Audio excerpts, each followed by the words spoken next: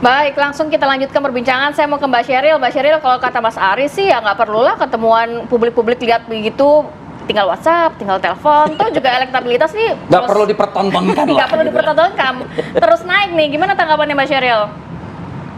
Gini ya, kalau misalnya dibilang tidak perlu dipertontonkan, saya tanya tadi yang Mas Aris ulang-ulang pertemuan dengan Mas Pram, antara Mas Pram dan Pak Prabowo itu bagaimana? Dan saya mau klarifikasi di sini. Saya bisa pastikan bahwa pertemuan itu bukan membahas pilkada. Tapi pada saat itu Mas Pram datang sebagai utusan dari Ibu Megawati dari partai PDIP untuk mengatur pertemuan antara Pak Prabowo yang sudah menang sebagai presiden bertemu dengan Ibu Megawati. Jadi beliau adalah utusan PDIP pada saat itu. Dan yang saya heran, saya pertanyakan ya, sebenarnya kita tahu lah ya, konstelasi politik di Pilkada DKI ini adalah bagaimana tim Pak Prabowo melawan tim Ibu Megawati. Tapi kenapa dari semua spanduk dan baliho, Pram Rano tidak berani memasang logo PDIP? Ini ada apa? Apakah karena mereka tahu bahwa PDIP di DKI Jakarta kalah dalam Pilpres dan Pileg? Nah, itu pertanyaan saya.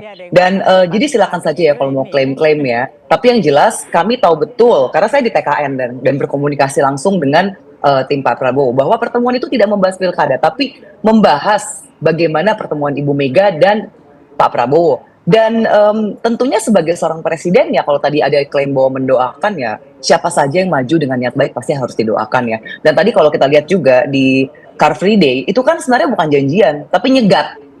Mas Pram Rano ini nyegat Pak Anies karena pengen ngambil segmentasi anak abah. Itu kan kelihatan banget gitu loh. Kalau orang ketemu ya ketemu yang proper lah begitu.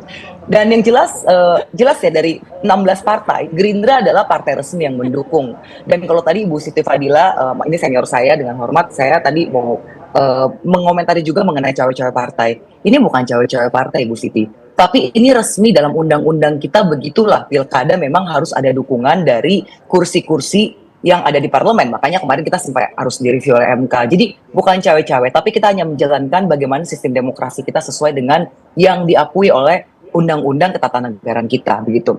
Jadi intinya kalau dari kami ya, silakan saja dari paslon-paslon lain ini kan kayaknya sebenarnya mungkin mereka yang panik karena melihat bagaimana dukungan dari Pak Prabowo dan juga dari Pak Jokowi. Yang saya bingung, kenapa kok PDIP ini kayak khawatir banget, nggak berani bilang ini adalah calonnya Ibu Megawati, Mas Pram dan ini ya, dan Bang Dul ya, itu kan dua-duanya dari PDIP. Jadi kelihatan ya kalau misalnya yang satu ini hanya satu partai nih. Dan tapi kenapa nggak berani di spanduknya nggak ada satupun logo PDIP? Ini saya mempertanyakan, apakah malu-malu karena memang khawatir efek dari Pak Ganjar kemarin masih kurang bagus di DKI begitu ya. Jadi nggak berani gitu. Bahkan Pak Ganjar itu tidak dimasukkan di dalam struktur tim ses. Yang saya pertanyakan ya, hari ini kita ramai membahas judi online ya. Judi online ini baru gebrakan dari Digikominfo, itu betul-betul luar biasa ya. Dan saya ingin mempertanyakan nih ke dari tim ses Paslon 03 ya, ada nama Z Apriliantoni atau Tony Jol. Ini di bagian resmi di nomenklatur tim ses sebagai bagian dari konten dan media sosial, dan namanya itu keluar dalam salah satu orang yang tersangkut dengan judi online. Nah, ini mungkin kita juga butuh klarifikasi ya, karena kita nggak mau dong ada dana-dana yang dari perputaran. Kalau memang betul begitu ya, ini kan saya mau mengkonfirmasi. Jadi jangan nanti saya dipolisikan lagi ya, karena kan dari tim merah ini suka mempolisikan gitu. Saya ingin mengklarifikasi, mungkin bisa dijawab juga di sini, apa peran dari Tony Jol dan bagaimana mengklarifikasi informasi-informasi yang sudah ramai di Twitter, di berbagai media sosial bahwa Tony Jol ini adalah pelaku judi online. Apakah ada dana dari judi online yang masuk ke tim ses begitu? Silakan dikonfirmasi. Baik, Mbak Sheryl. Iya. Wah, banyak banget nih kayak pertanyaan dari Mbak Iya, Sheryl nih. pelan-pelan Mbak Sheryl ya. Jadi saya memang paham suasana kebatinan. Karena durasi. Ya, suasana kebatinan tim Nggak Kang paham suasana Emil. kebatinan, maksudnya Anda disebut oleh Sheryl panik. Enggak, saya kalau dari pernyataan Mbak Sheryl tadi, kita paham suasana kebatinan Mbak Sheryl yang nampaknya ini memang sudah sangat puyeng ya. Karena melihat hasil survei terus diserang kemana-mana yang tidak pada konteks. Tadi disampaikan seperti ini. Anda yang ini. Pertama kali tadi disampaikan bahwa ini PD Perjuangan yang mendukung Mas Pram dan Tapi Dul nggak tidak pernah disebut. Siapa yang bilang nggak pernah disebut? Di pertama Nggak ada saya di tadi spanduk ngomong, hari dan ini saya lain-lain. ngomong pertama kali. Mentalitas pemenang Mas Pram dan Bang Dul, walaupun hanya didukung PD Perjuangan sebagai partai parlemen dan didukung Partai Hanura dan Partai Umat ya yang di luar parlemen, Mas Pram dan Bang Dul berani untuk maju di Pilkada Jakarta. Dan dengan bersama-sama dengan masyarakat ya, bersama-sama dengan masyarakat ini akhirnya bisa Karena ini kan melawan 16 partai, banyak sekali. Ya. Gitu 16 partai. 16 partai juga saya tidak pernah lihat di spanduknya ada 16 partai.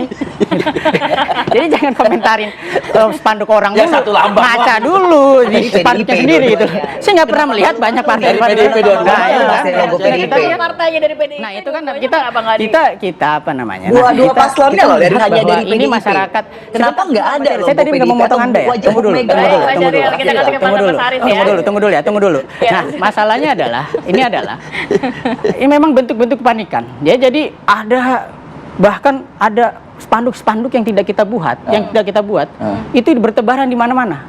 Oh ini kayaknya hampir terkonfirmasi saya yang membuat, gitu loh kan? Tadi kan Tadi dengan pernyataan dengan itu. pernyataan itu kayaknya, oh ini yang membuat ini. Nah ini kita ini ingin politik yang gembira, ya, yang gembira. Kita politik yang merangkul semua pihak, bukan mengkotak-kotakan seperti Oke. itu. Ya buktinya kita hanya satu partai di parlemen dan 2 partai non parlemen, Oke. itu unggul gitu kan. Kemudian tadi dibahas Pertemuan judi nih. online. Iya. Oke. Katanya Saya juga nggak paham yang diomongin seperti Ada apa, tapi oknum. yang saya Ada paham oknum. bahwa Menteri Kominfo saat itu adalah Ketua Projo.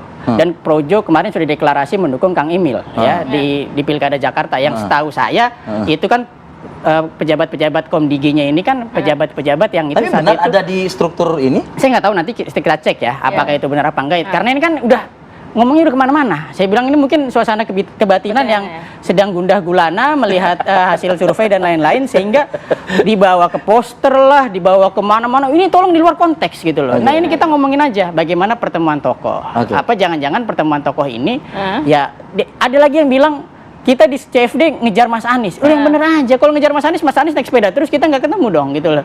Dan Jadi mohon maaf jadian, ya.